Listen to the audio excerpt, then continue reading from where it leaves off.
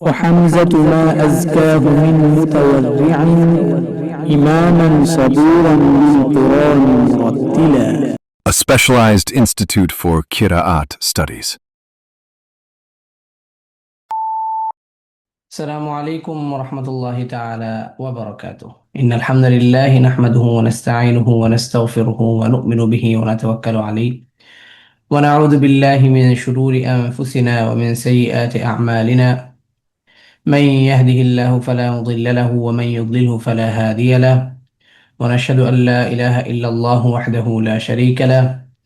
ونشهد أن سيدنا وحبيبنا ومولانا محمد صلى الله عليه وسلم وعلى آله وأصحابه ومن تبعهم بإحسان إلى يوم الدين.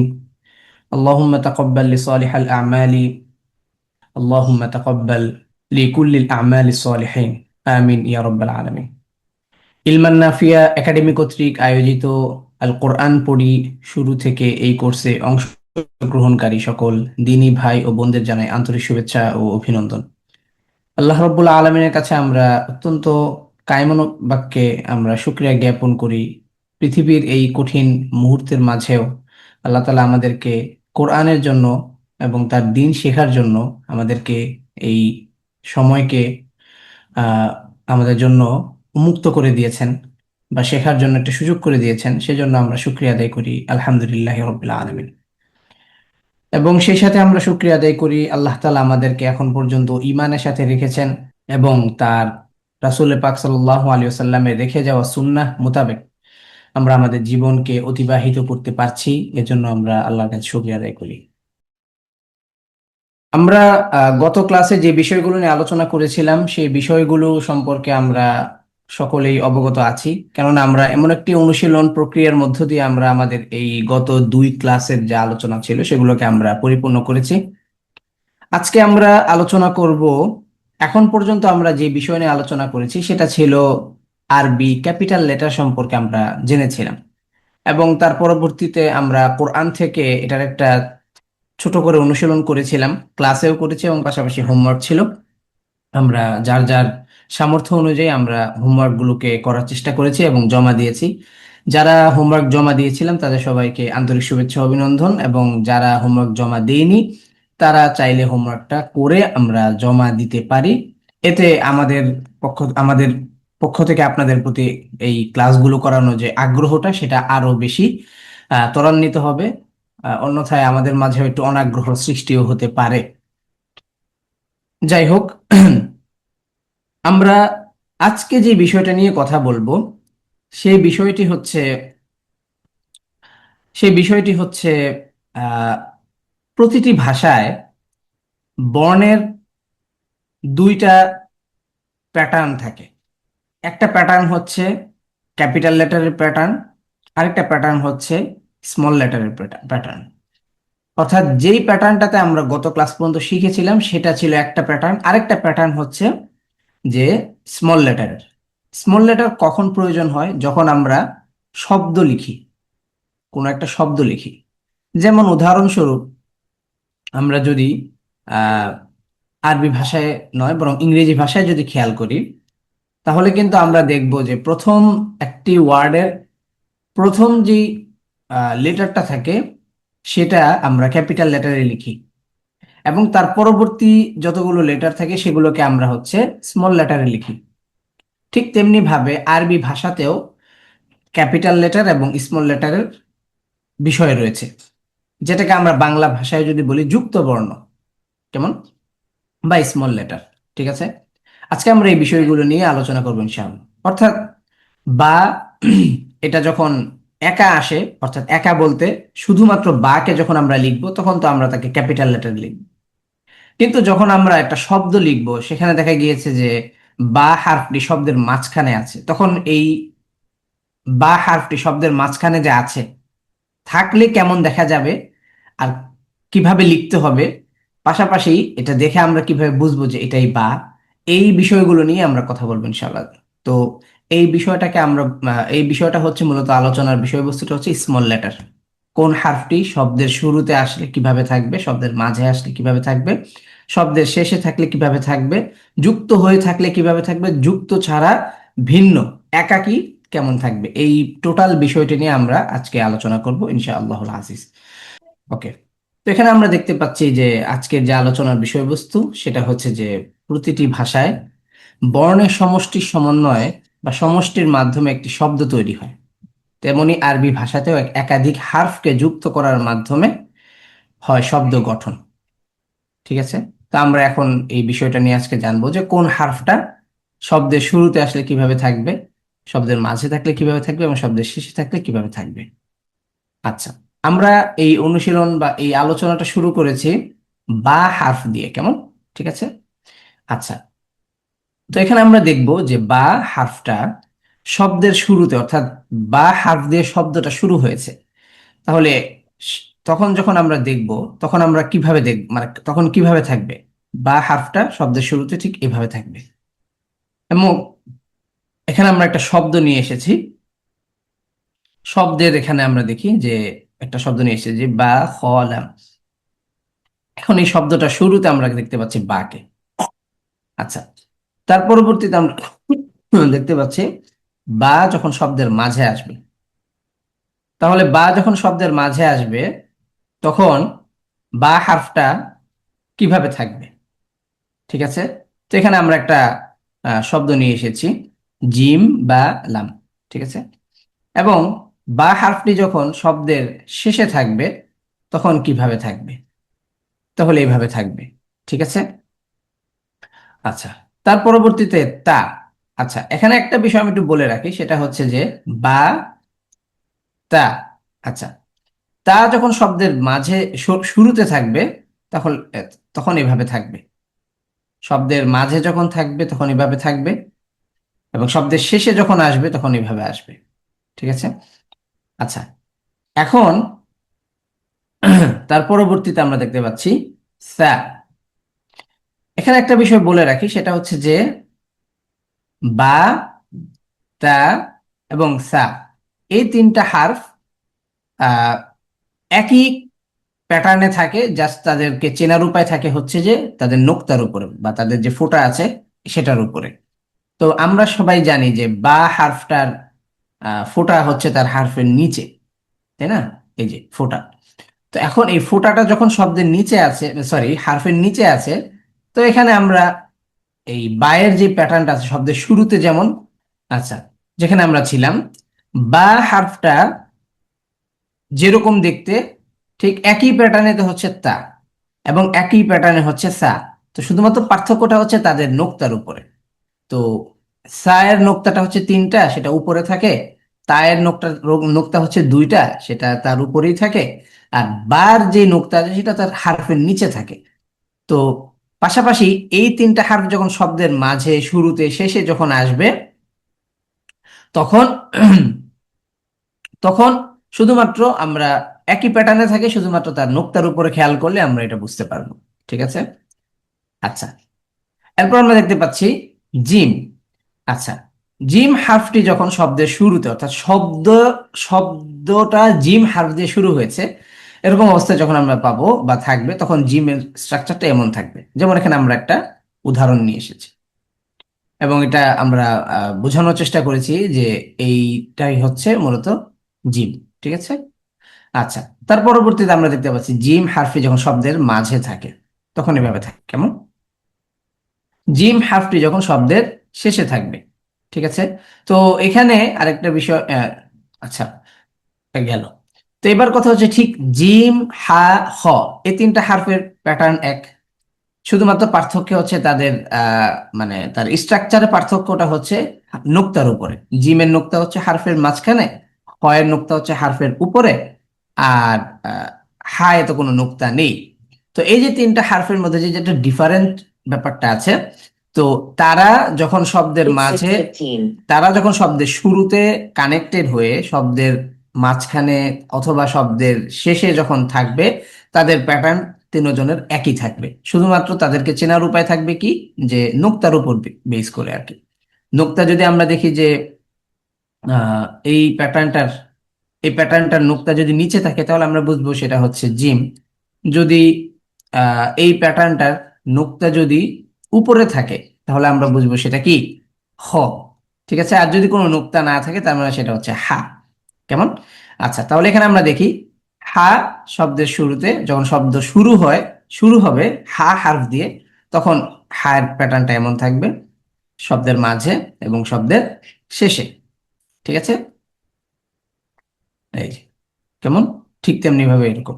আচ্ছা, এবার আসবো দাল এবং জাল নিয়ে আমরা কথা বলবো এখন। আচ্ছা, এখানে একটা বিষয় বলে রাখি, সেটা হচ্ছে যে দাল এই হারফটা দিয়ে যখন কোনো শব্দ শুরু হবে তখন এমন থাকবে। এখন দাল হারফটা শব্দের মাঝখানে আসে না।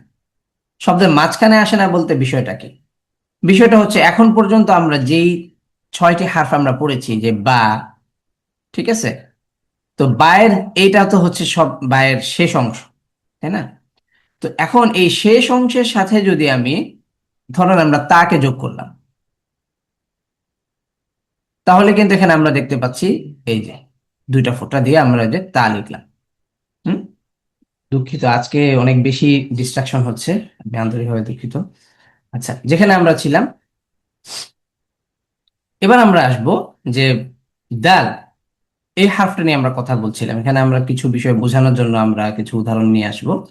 আচ্ছা, এখানে মূলত হচ্ছে দাল হারফটা শব্দের মাঝখানে যোগ হয় না। যোগ হয় না বলতে, যদি আমরা এখানে আমরা দেখি দাল হারফটা কিভাবে লিখি, লেখার পরে দালের সাথে যদি এবার আমি বাকে যোগ করে দিই, এভাবে যদি আমরা লিখি, তাহলে কিন্তু বোঝার উপায় থাকে না এটা কি দাল নাকি অন্য কোনো হারফ। এটা বোঝার উপায় থাকে না। আমরা বুঝতে পেরেছি, যার কারণে দাল হারফটি অন্য হারফের সাথে কানেক্ট হতে পারে না। আমরা বুঝতে পেরেছি, দাল হারফটি অন্য হারফের সাথে এই জন্য কানেক্ট হতে পারে না বলেই এই হারফটি শব্দের মাঝখানে আসে না। যেমন একটা উদাহরণস্বরূপ একটা শব্দ নিয়ে আসি, যেমন হচ্ছে আমরা যে কোনো একটা শব্দ লিখি, ধরেন আমরা লিখলাম হচ্ছে বা, বায়ের সাথে এবার আমরা ধরেন কথা কথা নিলাম হচ্ছে বা দাল্লাম, বাদালুন মানে বদল, বদল করা বা পরিবর্তন করা। এবার হচ্ছে যে বা লিখলাম, এবার এই যে দাল, এরপরে যদি আমরা লিখি লাম, তো এখানে আমরা হচ্ছে দালের সাথে আমরা যদি লাম কিভাবে লিখি, তাহলে কিন্তু এখানে আর দালটা আর বোঝা যাচ্ছে না যেটা কি দাল নাকি অন্য হারফ। এখানে তাহলে একটা মানে সন্দেহ সৃষ্টি হবে, এইটা তাহলে কিসের। যদি আমি এখানে উপরে একটা ফোঁটা দিয়ে দিই, তাহলে এটা হয়ে যাবে তো নুনের মতো, অথবা হয়ে যাবে হচ্ছে, ধরেন আমি উপরে দুইটা ফোঁটা দিয়ে দিলাম, তাহলে তো হয়ে গেল তা। যদি আমি 3টা ফোঁটা দিয়ে দিই উপরে, তাহলে হয়ে গেল সা। তার মানে হচ্ছে যে দাল হারফটা কি হতে পারে না, আরেকটা হারফের সাথে যোগ হতে পারে না। ঠিক আছে, শব্দের মাঝখানে আসবে, যেভাবে শব্দের মাঝখানে আসবে কোনো সমস্যা নেই, কিন্তু এই যে তার পরবর্তী অর্থাৎ তার বাম পাশের এই যে নিচের যে অংশটা আছে, এইটা অন্য হারফের সাথে যদি এইভাবে কানেক্ট করে যদি লেখা হয়, তাহলে সেই হারফটা আর কি থাকে না, তাকে আর পাওয়া যাবে না। বুঝতে পেরেছি এবার? কিন্তু আমরা যদি বায়ের সাথে তা লিখি, উদাহরণস্বরূপ বায়ের সাথে তা লিখছি, তাহলে এখানে বোঝা যাচ্ছে এখানে তা। যদি আমি এটাকেও যদি বলি যে এটা তা, তাহলে এই যে তা, এটা সা, যদিও আসলে এটা এভাবে হবে না। এই, বুঝতে পেরেছি এবার? ওকে, তাহলে এভাবে যদি আমরা খেয়াল করি, তাহলে আমরা দেখব যে বা ডাল, তার পরবর্তীতে দাল ঠিক একই ক্যাটাগরিতে, সেম টু সেম। যদি আমি এবার যদি সেম আবার বাদালুন শব্দ দিয়ে যদি আবার আপনাদেরকে বোঝানোর চেষ্টা করি, বা দাল, ডালের সাথে এই যে এবার ডালের সাথে আমি ডালটাকে এইভাবে আলাদা না রেখে আমি এভাবে লিখলাম যে বা দাল লিখলাম, লিখে এবার দিয়ে দিলাম।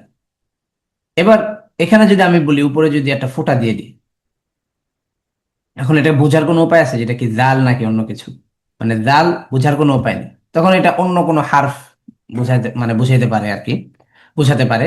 অথবা যদি আমি এখানে দুইটা ফোঁটা দিয়ে দিই, তাহলে তো হয়ে গেল জাল, না সরি হয়ে গেল তা।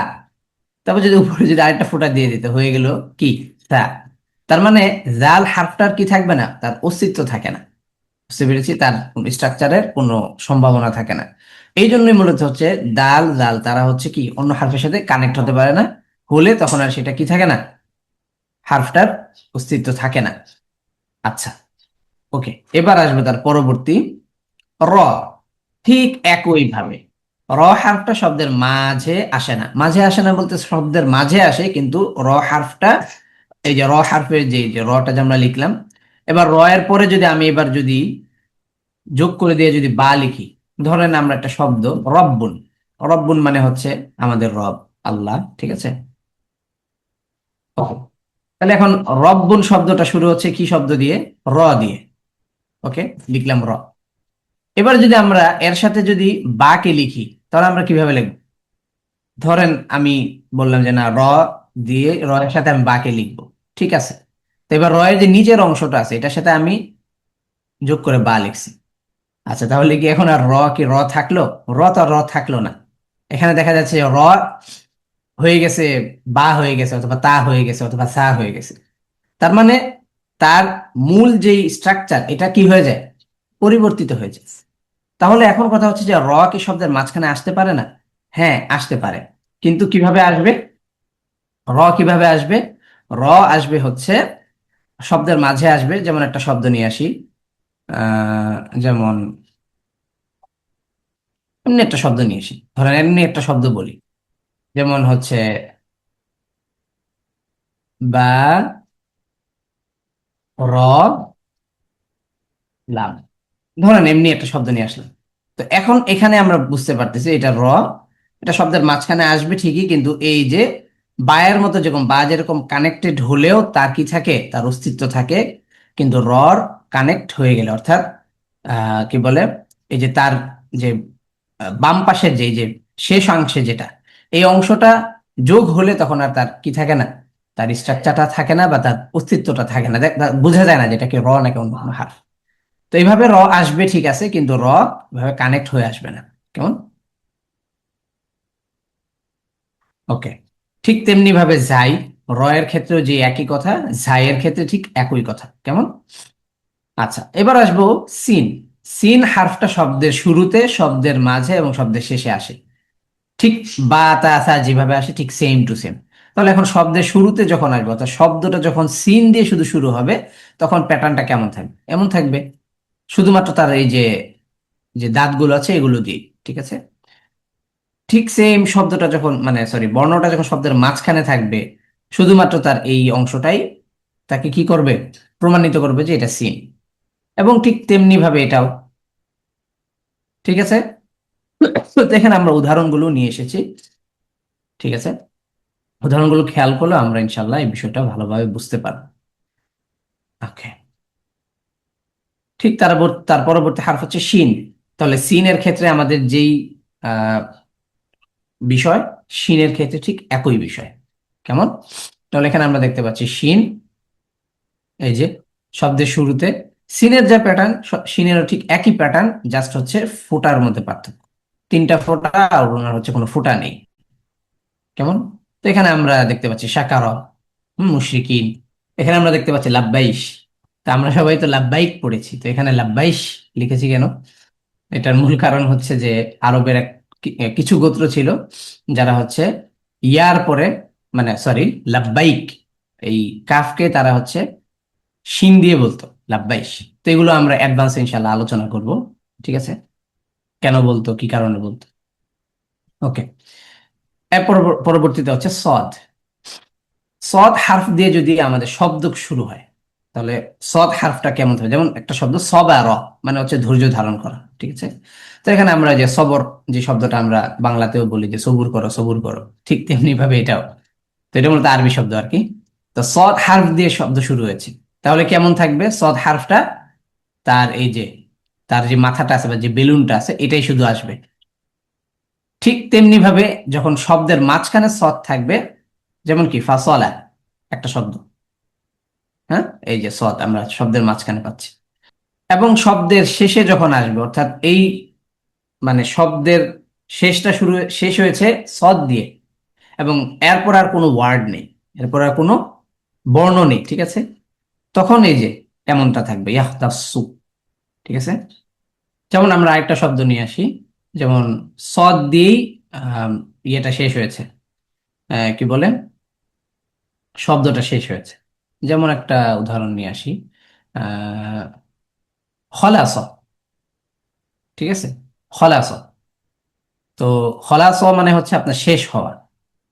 তো আমরা কম বেশ যারা আরবি শব্দ শুনি, যেমন ওই যে বলে যে খলাস খলাস, মানে হচ্ছে মানে আর কি শেষ আর কি। ঠিক আছে, তো খলাস, তো এখানে দেখি যে শব্দটার শেষই হয়েছে সদ দিয়ে, এরপর আর তো কোনো শব্দ মানে এরপরে তো কোনো ওয়ার্ড নাই এই এই শব্দটার জন্য।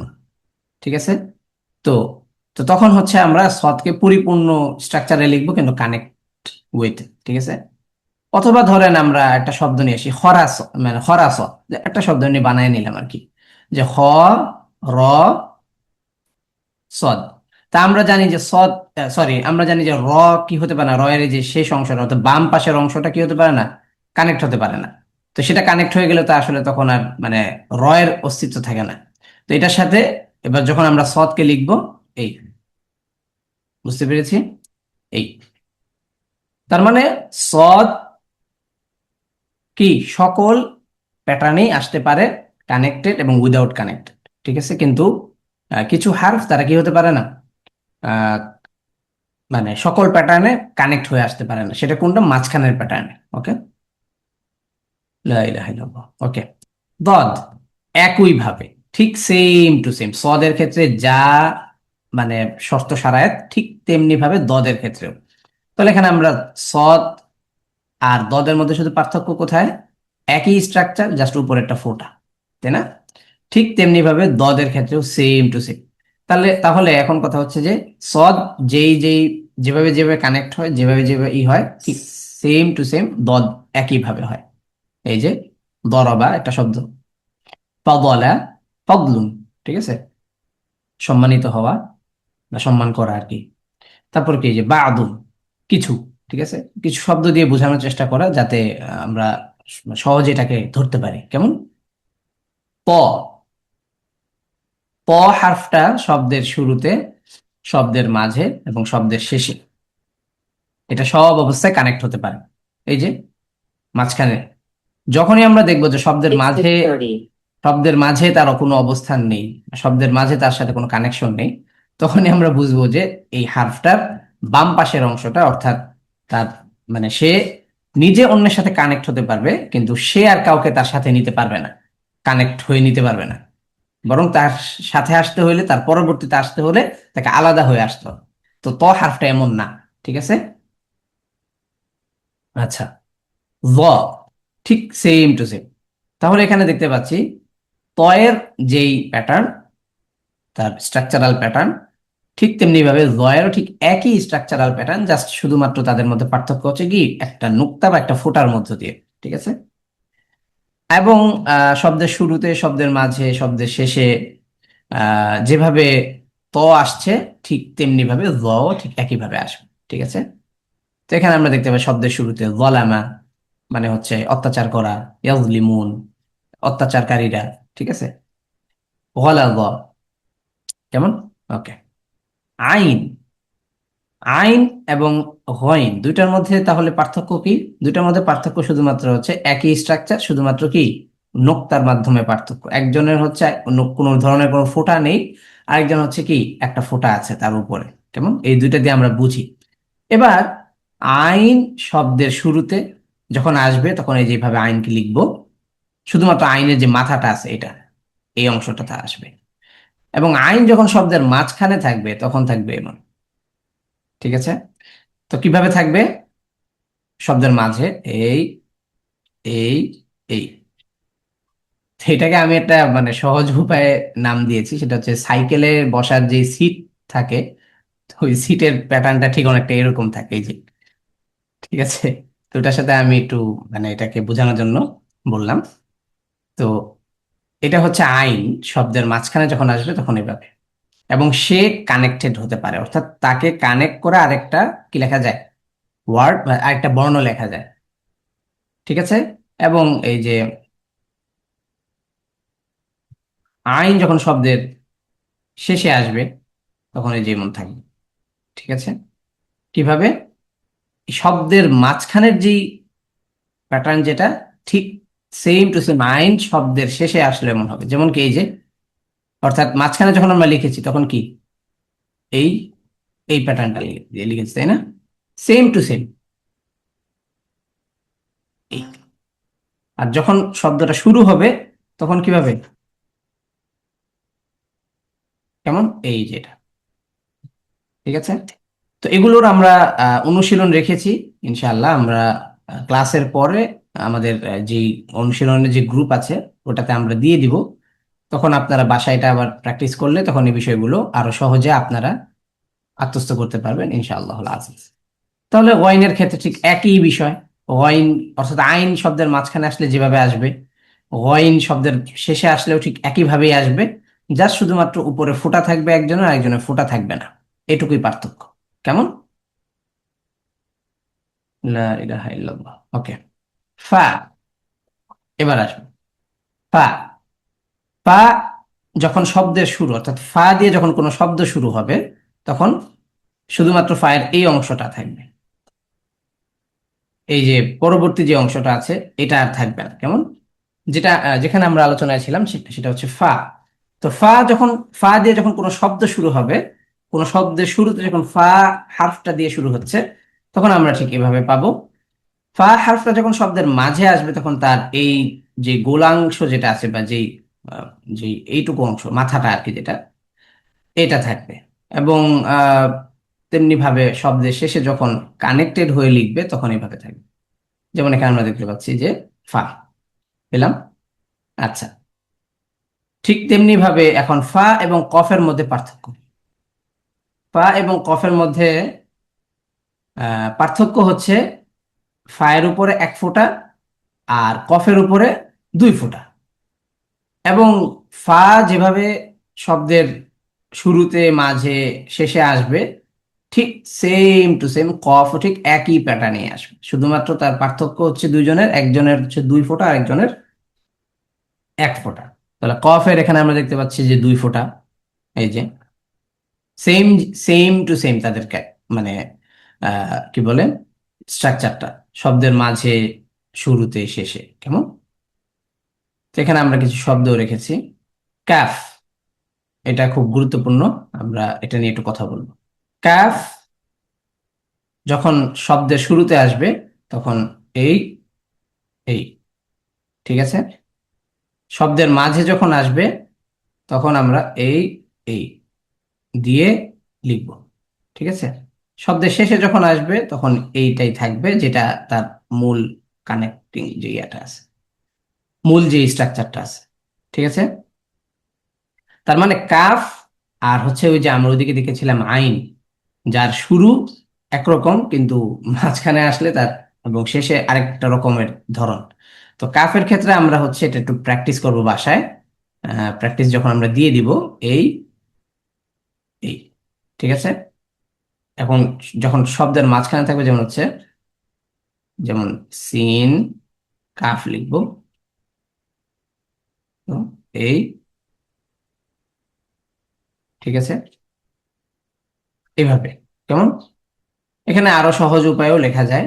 যেমন সহজ উপায় হচ্ছে শব্দের মাঝখানে যদি আমরা লিখি, ধরেন আমরা শব্দের মাঝখানে লিখবো কাফকে, যেমন হচ্ছে সিন, এই সোজা একটা উপরে দাগ দিব, দিয়ে এইভাবে একটা দিয়ে দেব কাফ। এরপর আমরা একটা শব্দ লিখে দিলাম, একটা ওয়ার্ড, একটা লেটার লিখে দিলাম র, সাকার, অথবা ধরেন আমরা সাকার, ধন্যবাদ জ্ঞাপন করা, ঠিক আছে, শুক্রিয়া আদায় করা। ওকে, আচ্ছা। লাম, লাম শব্দের শুরুতে এভাবে থাকবে, শব্দের মাঝে এভাবে থাকবে এবং শব্দের শেষে এভাবে থাকবে। তাহলে আমরা লাম দিয়ে যদি কোনো শব্দ শুরু করি, যেমন হচ্ছে লাইলুন, রাত, বা এই যে লাম, তারপর কি দাল পেলাম। তাহলে হচ্ছে এই যে লামের পরে দাল, তা লাম দিয়ে শব্দটা শুরু হলে এই যেভাবে সোজা।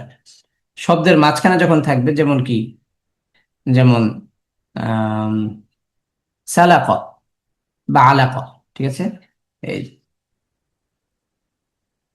ওকে।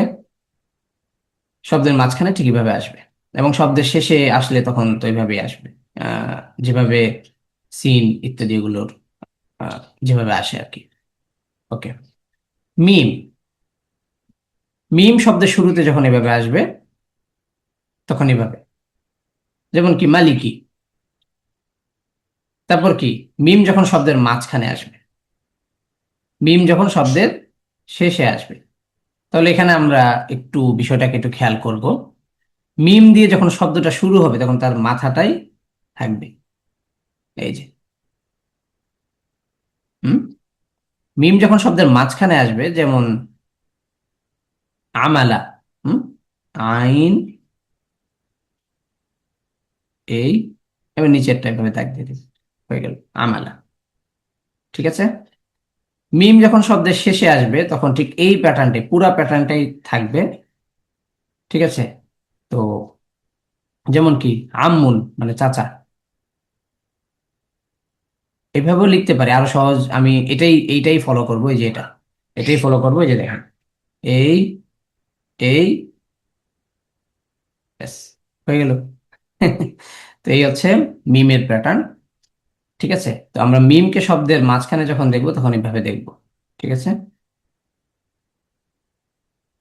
আচ্ছা। নুন। নুন শব্দের শুরুতে যেভাবে আসবে, শব্দের মাঝখানে যেভাবে আসবে এবং শব্দের শেষে যেভাবে আসবে, ঠিক তেমনি ভাবে বা, তা, সা যেভাবে আসতো এভাবেই। বা এর পরে ধরুন আমরা ডাল দিলাম, ঠিক আছে। তো বা দিয়ে শব্দটা শুরু হয়েছে, ধরুন এই যে বা। এখান থেকে যদি নিচ থেকে যদি আমরা ফোঁটাটা সরিয়ে দিই, দুঃখিত, যদি আমরা নিচ থেকে ফোঁটাটা সরিয়ে দিতাম, নিচ থেকে আমরা ফোঁটাটা সরিয়ে দিই, ঠিক আছে, সরিয়ে দিলাম, সরিয়ে দিলে তাহলে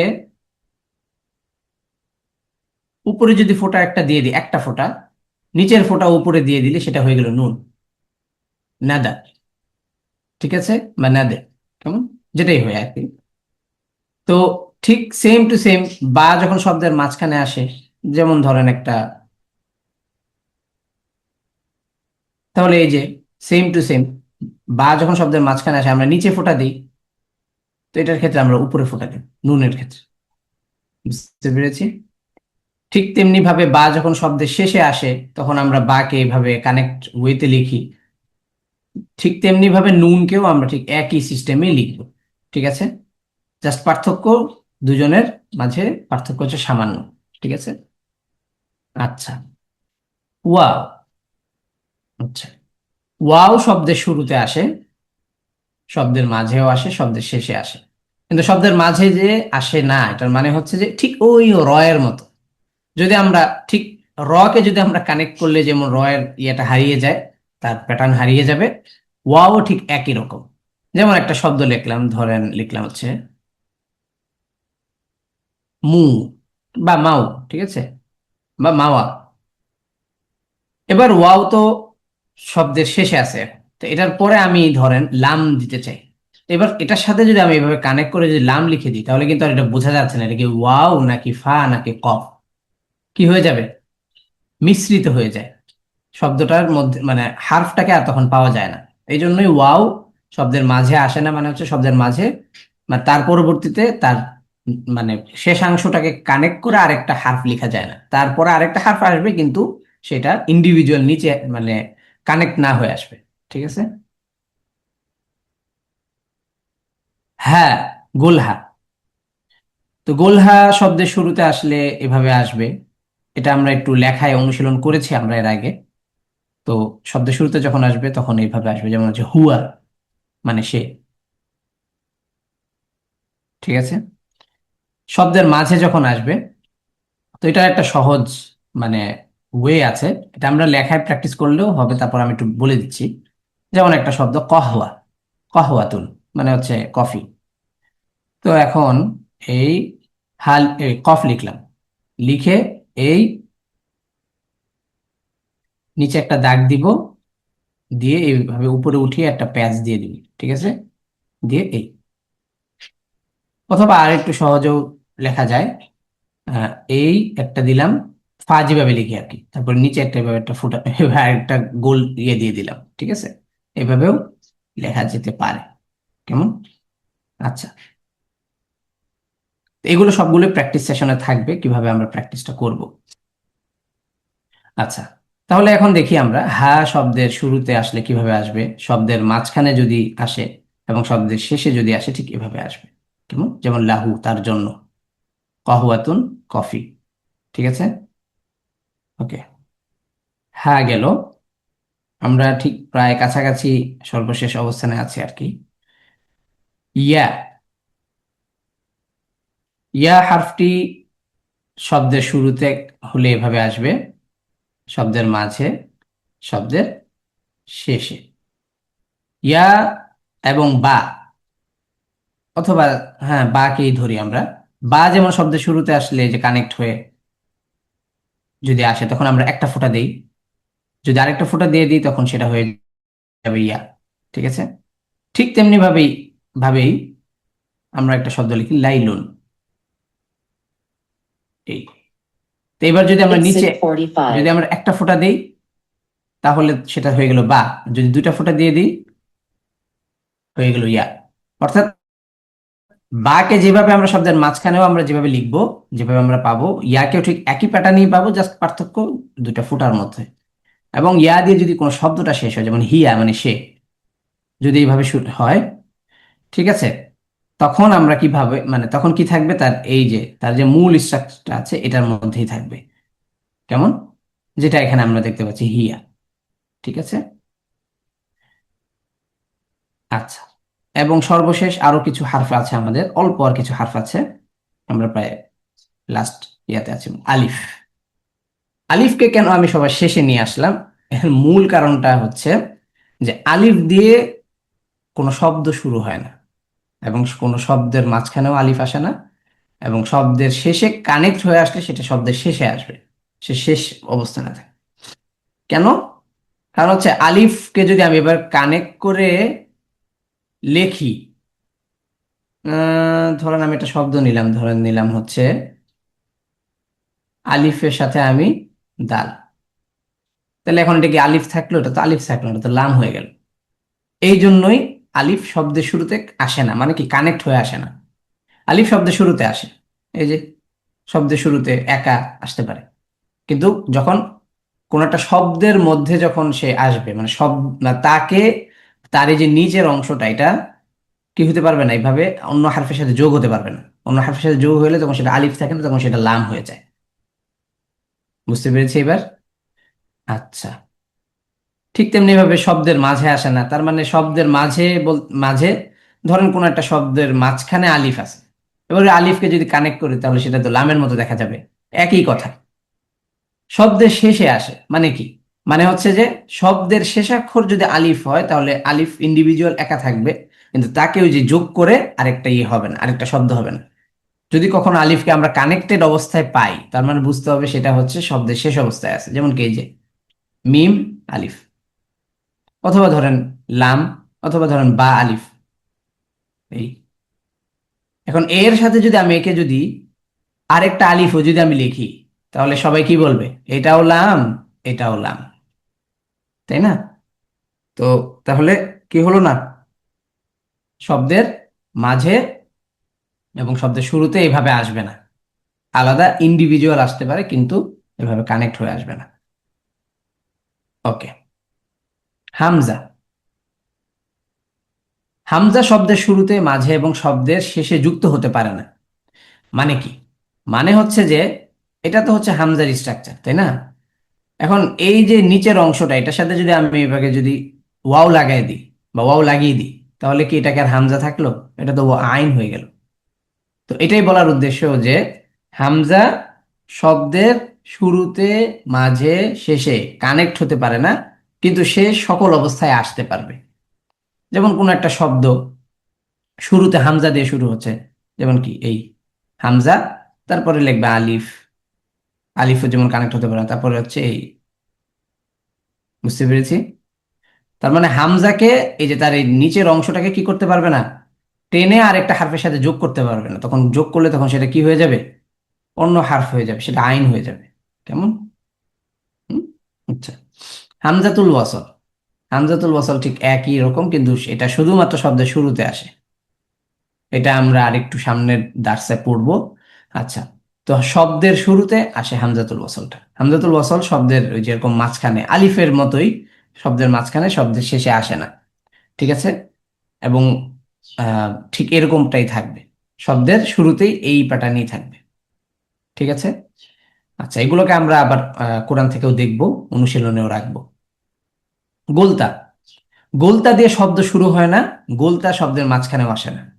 কারণ গোলতা দিয়ে যদি শব্দ শুরু হয়, যেমন উদাহরণস্বরূপ আমি এখন গোলতা দিয়ে, দুঃখিত, আহ, আমি যদি গোলতা দিয়ে কোনো শব্দ, গোলতা তো এরকম তাই না, এখন তাকে দিয়ে আমি একটা যদি শব্দ যদি লিখতে চাই, আহ, তো ধরেন আমি এখান থেকে একটা লিখলাম, হচ্ছে না তো, হয় না। তো গোলতা কখনো শব্দের শুরুতে, শব্দ শুরু মানে হয় এমন প্যাটার্নে আসবে না, এবং শব্দের মাঝখানেও আসবে না, শব্দের শেষে আসবে, এই যে এরকম শেষাংশে এভাবে যোগ হয়ে আসবে। ঠিক আছে? তো গোলহা যেমন শব্দের শেষে যেরকমটা থাকে, এই একই প্যাটার্ন, জাস্ট হচ্ছে উপরে দুটো ফোঁটা চলে আসে। ঠিক আছে? কিন্তু গোলহার মতো বাকি সবগুলো প্যাটার্নে আসতে পারে না। গোলহা তো সব প্যাটার্নে আসে, অর্থাৎ কি, শব্দের শুরুতে কানেক্ট হয়ে, শব্দের মাঝে কানেক্ট হয়ে, শব্দের শেষেও কানেক্ট হয়ে থাকে, আবার উইদাউট কানেকশনেও থাকে। ঠিক আছে?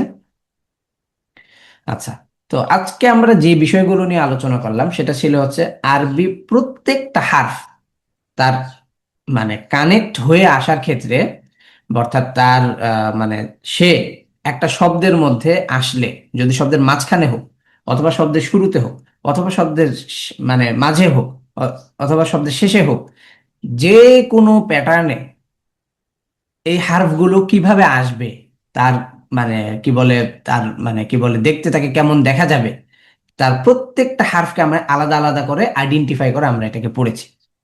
তো এখন দেখা গিয়েছে যে যে আমি এইটাকে আরেকটা মানে সেকশনে নিয়েছি, বা আরেকটু এটাকে আরেকটু ব্রড করার চেষ্টা করেছি, বা একটু বোঝানোর সুবিধার্থে এটাকে আরেকটা সিস্টেমে নিয়ে এসেছি। সেটা হচ্ছে যে যে এখন সবগুলো অনেক সময় মনে থাকে না, যে কোন কোন হার্ফগুলো কানেক্ট হয় আবার হয় না, যেটা মনে থাকবে না। তো এই জন্য আমি এটাকে আরেকটা সেকশনে নিয়ে আসছি, সেটা হচ্ছে যে এই হার্ফগুলো শব্দের মাঝখানে যোগ হয় না। ঠিক আছে? শব্দের মাঝখানে যোগ হয় না, এরা শব্দের শুরুতে অথবা শব্দের শেষে আসবে। হ্যাঁ, কিন্তু তার সে শব্দের মাঝখানেও আসবে, কিন্তু তাকে কানেক্ট করে আরেকজন লিখতে পারবে না, মানে আরেকটা অক্ষর আসতে পারবে না। তো এটাকে যখন আমরা একটা আলাদা সেগমেন্টে নিয়ে আসব, তখন আমাদের মনে থাকবে যে কি, সাতটা, আটটা, নয়টা, মানে অর্থাৎ এই যে অতিরিক্ত দুইজন, হামজাতুল বসর এবং গোলতা, উনারাও এই দলের অন্তর্ভুক্ত, এবং বাকি সেই সাতজন, আলিফ, দাল, জাল, র, জা, ওয়াও, হামজা, এরা কি হতে পারে না, কানেক্ট হতে পারে না। ঠিক আছে? তো কানেক্ট হতে পারে না, তার মানে হচ্ছে এটাকে যখন আমরা আলাদা করে আমরা বলবো, তখন আমাদের এটা মনেও থাকবে যে হ্যাঁ, এই হার্ফগুলো সবসময় এইভাবে আসে, এই হার্ফগুলো সবসময় এভাবে আসে। বা এই সাতটা বা এই নয়টা হার্ফ বাদে বাকি যারা আছে তারা সবাই সব অবস্থায় কানেক্ট হয়ে আসতে পারে, কিন্তু এরা হচ্ছে একটু ডিফারেন্ট, এই কারণে আসতে পারে না, এটা একটু আলাদা। তো এটাকে আমরা একটু এই জন্য আলাদা একটা কি বলে, আলাদা আরেকটু মানে আরেকটু এটাকে মানে গুছিয়ে এটাকে আমরা রাখার চেষ্টা করেছি। তো এবার আসবো, এই প্রত্যেকটাকে আলাদা আলাদা করে দেখব। প্রথমে আমরা দেখবো হচ্ছে আলিফ। আলিফ কেন শব্দের শুরুতে ও মাঝে যুক্ত হবে না? ঠিক সেম ওখানে আমি যে কথাগুলো বলেছি, যে শব্দের শুরুতে ও মাঝে যুক্ত হয় না এই কারণেই, তার কারণ হচ্ছে তাকে যদি যুক্ত করে যদি আমরা লিখি, তখন সেটা লাম অক্ষরের মতো দেখা যাবে। তাকে যদি আমরা শব্দের মাঝখানে এনেও যদি আমি যতই বলি যে এটা আলিফ, কিন্তু তাকে তো কানেক্ট করে আমি আরেকটা হরফ লিখে ফেলেছি, তখন সেটাকে লাম আর আলিফ মানে মিলানো কঠিন। তখন আসলে এই কারণে মূলত সে কি কি হতে পারে না, কানেক্ট হতে পারে না। বুঝতে পেরেছি, এটার মূল কারণ। আচ্ছা, তার পরবর্তীতে আমরা একসাথে যাদের ইয়াগুলো, দাল, জাল, র, জাই, ফা। দালকে যদি আমরা দালের এই পরবর্তী অংশের সাথে যদি আমরা যদি ওয়াওকে লিখি, তাহলে এইটাকে দেখে মনে হবে যে এটা ফা, দুঃখিত, এটাকে দেখে মনে হবে যে তখন এটা আহ নুন বা তা, অথবা সা নাকি বা নাকি ইয়া, কোনটা হবে, মানে এটা নিয়ে কনফিউশন চলে আসবে। তার মানে দাল হারফটা নিজের অস্তিত্বটাই তখন আর থাকবে না। সেম টু সেম দালের ক্ষেত্রেও, রয়ের ক্ষেত্রেও সেম টু সেম, যদি আমরা রয়ের এই অংশটার সাথে যদি ওয়াও যোগ করে দিই, সেম একইভাবে মানে বা তা এদের এদের মানে স্ট্রাকচারে চলে আসলো, তখন শুধুমাত্র বাকি থাকবে উপরে একটা ফোঁটা দিয়ে দিলে তখন এটা নুন হয়ে যাবে, যদি 2 ফোঁটা দিই তখন সেটা তা হয়ে যাবে, যদি 3 ফোঁটা দিয়ে দিই তাহলে হয়ে যাবে সা হয়ে যাবে। ঠিক আছে। অথবা যদি এই ফোঁটার একটাও না দিয়ে যদি নিচে যদি ফোঁটা দিয়ে দিই 2টা তাহলে হয়ে যাবে কি ইয়া, অথবা 1 ফোঁটা দিয়ে দিই সেটা হয়ে যাবে বা। তো এইভাবে করে তার একটা কনফিউশন সৃষ্টি হবে। ঠিক আছে, এই হার্ফটা কি থাকবে না, তার নিজ অবস্থানে থাকবে না। ঠিক আছে, গেল। ঠিক তেমনি ভাবে ওয়াও, একই একই একই কারণ। ঠিক আছে, একই কারণ। তারপর হচ্ছে এই ওয়াও যদি কানেক্ট হয়, ওয়াওকে যদি আমরা যোগ করি, হ্যাঁ, ওয়াও এর এই নিচে অংশে যোগ করে দিই, দিয়ে যদি আরেকটা ওয়াও যদি লিখি, তাহলে এখন একটা কনফিউশন চলে আসবে যে তাহলে এটা কি, এটা কি ফা নাকি কফ, মিলে যাবে। হ্যাঁ, একটা হারফটা কি থাকবে না, পরিপূর্ণতা থাকবে না। ঠিক আছে। তো এটাই আমি এখানে বলছিলাম যে যুক্ত না হওয়ার কারণ, শব্দের মাঝে যুক্ত হলে অক্ষরগুলোর কোনো অস্তিত্ব থাকবে না। এই অক্ষরটি শব্দের মাঝে যুক্ত হলে ওই সকল হারফের সাথে মিলে যায় যারা শব্দের মাঝে যুক্ত হতে পারে। ঠিক আছে, যেমন হচ্ছে এই যে ফা, গোলহা, সদ ইত্যাদি। হামজা, হামজার ব্যাপারে আমাদের যে কথা সেটা হচ্ছে যে হামজা শব্দের শুরুতেও যোগ হয় না, শেষেও যোগ হয় না, মাঝেও যোগ হয় না। কেন হয় না? কারণ হচ্ছে হামজাকে যদি আমরা এভাবে টেনে লিখি, যেভাবে হামজাকে লিখে এবার যদি এর নিচের অংশের সাথে যদি আমরা ধরেন নুন লিখলাম, তাহলে তো সেটা আর হামজা থাকলো না, এটা আইন হয়ে গেল। তার মানে তার মানে কথা হচ্ছে কি হামজা শব্দের মাঝে এবং শুরুতে আসে, কিন্তু সে কারোর সাথে যোগ হয় না। কেমন? এই যে শব্দের শুরুতে আসছে, এই যে মাঝখানেও আসছে, এই যে শব্দের মাঝেও আসছে, শব্দের শেষেও আসছে, কিন্তু কি হয় না, তাকে টেনে লিখলে তার বাম পাশের অংশটা, তার নিচের অংশটা, শেষাংশটা টেনে লিখলে তখন এটা আইনের মতো আইন হয়ে যাবে, তখন তার মানে হামজা থাকবে না। আর আরেকটা দিক হচ্ছে যে গোলতা এবং হামজাতুল ওয়াসল কেন কানেক্ট হয় না, তো এটা তো আমরা ওখানেই দেখেছি। তো এটাকে আর পুনরাবৃত্তি করার আমার মনে হয় না কোনো প্রয়োজন আছে। হামজাতুল ওয়াসল এবং আলিফের আহ, মতোই, জাস্ট পার্থক্য হচ্ছে হামজাতুল ওয়াসলটা সবসময় শব্দের শুরুতেই আসে। এটা কখনোই মানে শব্দ শেষ হয় হামজাতুল ওয়াসল দিয়ে এমন কোনো শব্দ হয় না, শব্দের শুরুতেই একাকী সে আসে। গোলতা শব্দের শেষে আসবে এবং শব্দের শুরুতে মাঝে আসবে না, এবং তাকে দিয়ে কোনো শব্দ শুরু হবে না, তাকে শব্দের মাঝখানে রেখেও কোনো শব্দ হবে না। পাশাপাশি হচ্ছে সে শব্দের শেষে আসবে, কখনো কানেক্ট হয়ে আসবে, কখনো কানেক্ট ছাড়া ইন্ডিভিজুয়াল আসবে। কেমন? যেমন হচ্ছে ধরেন র এর পর যদি আমি গোলতা দিই, তাহলে তো অটোমেটিক্যালি গোলতা এইভাবেই আসবে। আর যদি আমি আম, উম, যেমন যদি আমি ফায়ের পর যদি গোলতা দিই, তাহলে কিভাবে আসবে? এইভাবে আসবে, ফা, এই যে গোলতা। ঠিক আছে। তো এই ছিল আজকে আমাদের আলোচ্য বিষয়বস্তু, যে কোন হার্ফগুলো কিভাবে কানেক্ট হয় এবং কোন হার্ফগুলো কিভাবে কানেক্ট হয় না।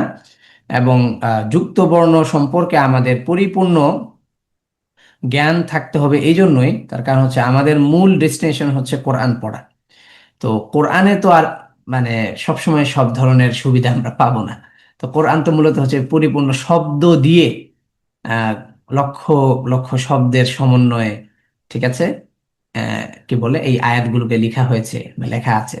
এবং কয়েকটা শব্দ হোক বা এক শব্দ হোক বা 2টা শব্দের সমন্বয়ে একটা আয়াত হোক, কিন্তু শব্দগুলোর মাঝেই তো বর্ণগুলো থাকে তার নির্দিষ্ট প্যাটার্ন নিয়ে, ঠিক আছে, বা নির্দিষ্ট তার আকৃতি নিয়ে। তো যুক্ত বর্ণটা এই জন্যই আমাদের জানা জরুরি বা শেখা জরুরি, যাতে আমরা কোরআনটা পড়তে আমাদের জন্য সহজ হয়। ঠিক আছে। তো এই ছিল আজকে আমাদের আলোচ্য বিষয়বস্তু। আল্লাহ তাআলা আমাদেরকে কোরআনের এই দার্স থেকে সুন্দরভাবে শেখার এবং জানার তৌফিক দান করুক, আমিন। এই ছিল আজকের আলোচ্য বিষয়বস্তু। আল্লাহ তাআলা আমাদেরকে সবাইকে কোরআনুল কারীমের সাথে থাকার তৌফিক দান করুক। আল্লাহ তাআলা আমাদের সবার গুনাহগুলোকে ক্ষমা করে দিন।